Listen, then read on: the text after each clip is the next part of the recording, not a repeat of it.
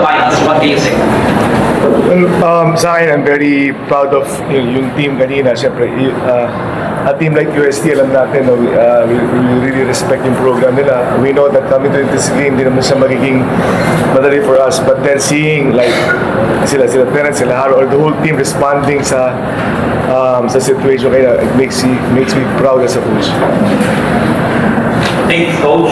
To add up 2 points, 2 rebounds, 1 assist, 1 hit. So yun na, may chance pa kayo na matapos ang career nyo sa finals. So ano masasabi nyo sa laban nyo against UST na pinatakat kayo? Yun nga, thankful lang kami sa UST kasi binigyan kami ng magandang laban. So, papasok sa finals, makakatulong siya sa amin to prepare. And yun nga, hindi naging perfect yung game pero nag-react lang kami, nag-respond kami ng maayos.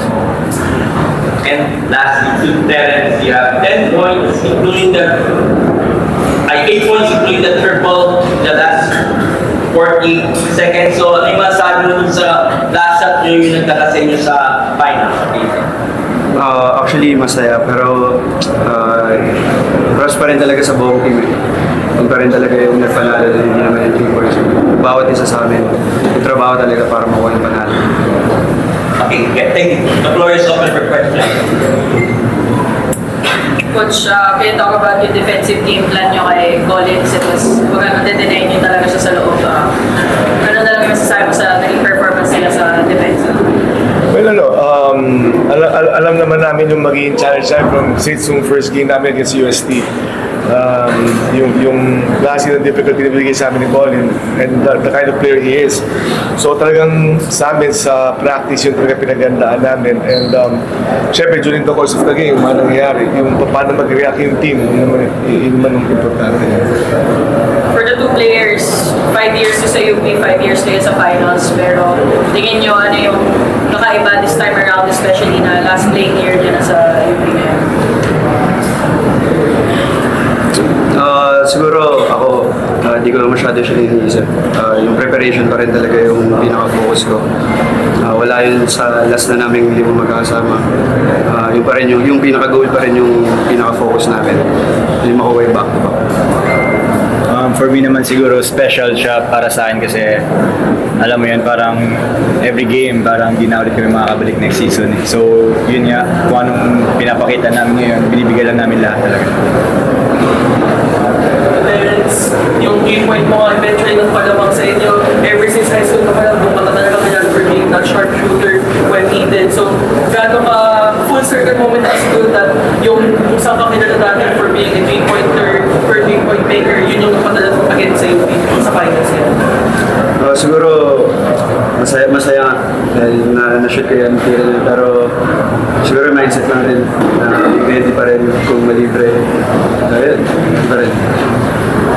So, Coach, can you talk to us lang yung kung gaano ka-challenging na yung season na to? Yes, finals namin kayo, pero gaano ka-challenging muna was the path towards this finals appearance and gaano ka-fulfilling lang na after all those challenges na pinagdaanan nyo, ito, 5th state finals ulit ang UP?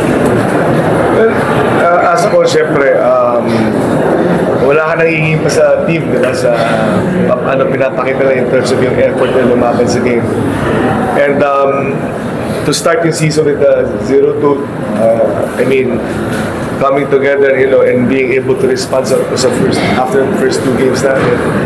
And I guess on my part din, syempre, pag nakikita mo yung team itself na lalo na itong mga to, kasama ko, marami kaming ups and downs together. Pero alam ko rin lang that I trust na yung team would always, bounce back, babangon talaga. So, for me, that in itself, I'm very proud of. To the two players sa kabilang side naman ng bracket, yung isa nyo mabatch yung high school si Steve Nash na force into an overtime situation. So siguro paano nyo na lang siya i-look against sa yung overtime situation, siya din final year din sa ibang. So paano nyo na lang siya i-cheer as they go against yung Dasal?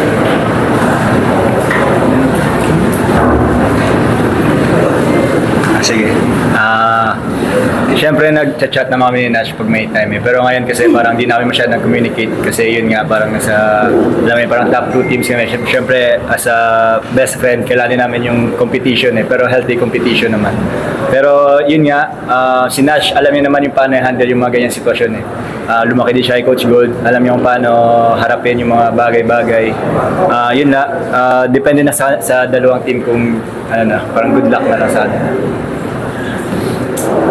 Harold and Terence, ano na lang yung tinuro sa inyo ng 5 taon sa para i-handle yung mga ganong pressure moments kanina, kapag high stakes malaki na kaya, compose na kayo, wala masyadong takot.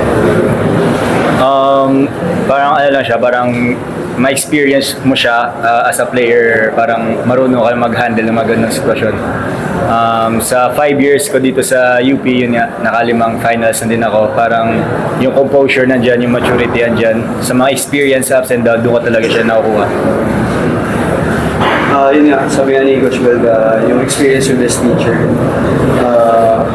Siguro thankful din na experience namin yun sa 5 taon na yun dahil alam namin na magagamit namin yun sa susunod na level namin as a player. Coach, first team na into the finals now, may pahinga kayo, pero ano na siguro yung magiging mindset nyo as you await na kung sino magiging opponent nyo between either NC or the Sun, and may gaming na ba kayo kung sino yung possible matchups nyo against sa finals? As we always do naman, every after game, unang iisipin muna namin sarili namin. So yung mga lapses pa rin, we've always believed naman na kahit naman nasa dulo na tayo ng season, marami pa rin matutulad yung team, yung maturity, akit pa rin. So yung mga siguro focus namin for now is just to look yun sa mga pwede namin practicean, and at the same time, tignan natin sino makakala. Coach, looking back, yung nga, 5 straight finals of Wilson, ano yung masasabi mo na yung nga tuloy-tuloy pa rin kayong pumapasok ang UP sa finals? Ito last playing yun na ng dalawang katabi mo pa-casing. So, first of all, I'm going to thank the Lord for that kasi ano naman, sa amin naman, ang pinakahawak na namin is yung effort na gawin namin. Yung araw-araw na practice namin, yung araw-araw na hirap namin. And sa akin, we're just very thankful na God's will, umabot kami sa finals again this year. So every year is a blessing for us. Ganoon lang na alam namin sa sarili namin na whatever happens, kailangan as a person, tuloy-tuloy yung pag-improve lang namin. Nandun na talaga yung mindset namin. And lastly to Harold and to Terence, syempre you wanted to leave a legacy na mag-champion ulit kayo sa UP and lalo magiging mga last few games na kayo ni Coach Gold. So, ano yung iniisip nyo right now para syempre to leave as a winner for Casey, Harold and Terence? Anyone of you?